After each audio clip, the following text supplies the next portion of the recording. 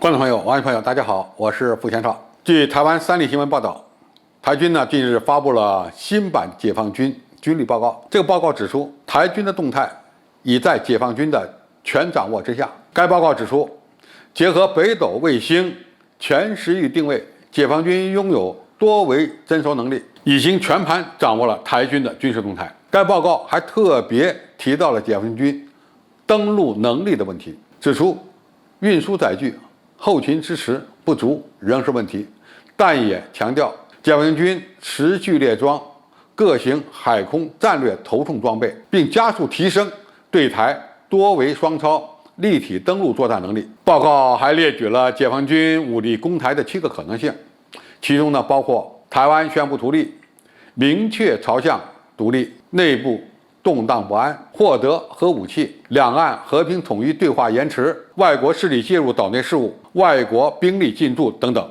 从台湾发布的新版解放军军力报告中，我们可以看出，它突出了这么几点：一、解放军已经全盘掌握了台军事动态及完善战场经营，这是台军首次认怂。第二，解放军登陆作战能力在运输载具、后勤支持方面仍有不足，但是在立体登陆作战能力方面发展很快。这次他们不再强调大陆还没有能力两栖登陆台湾了。第三，他们认为解放军在7种情况下会发起武力攻台，比去年增加了4种。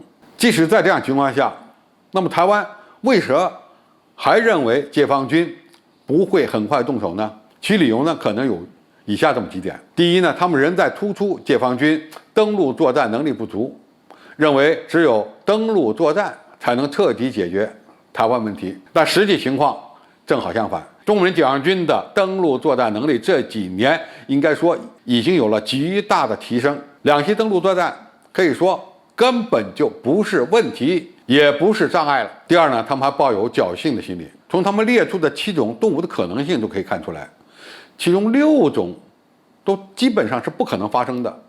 比如说台湾地区敢搞核武器吗？他不敢搞，那么他认为不搞核武器，那么他就少了一种动武的可能性了。但有一点他不得不承认，那就是两岸和平统一的对话延迟是最有可能引发武统的。但是对这种最有引发武统的重点他又没有进行相应的阐释。第三，从这个报告中可以看出，台湾地区当局仍然对美军可能的介入抱有希望。它有2项动武原因涉及到了外国军力的介入，说的就是美军。由此不难看出，台湾地区当局仍然企图抱美国的大腿，希望美国爸爸帮助他以武拒统。实际上，大陆就算通过武力来解决台湾问题，也有可能是以武逼统、以武促统，还有可能只是采取斩首行动，或者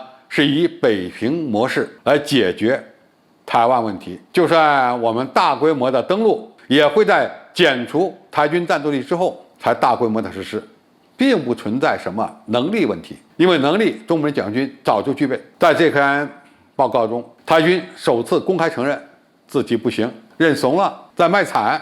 那么这篇报告的目的是什么？有人认为可能是通过这个报告向执政当局多要军费，但是多要军费就能提升他的作战能力吗？就能阻挡两岸统一的步伐吗？事实将会证明，以武拒统的下场将会更加悲惨。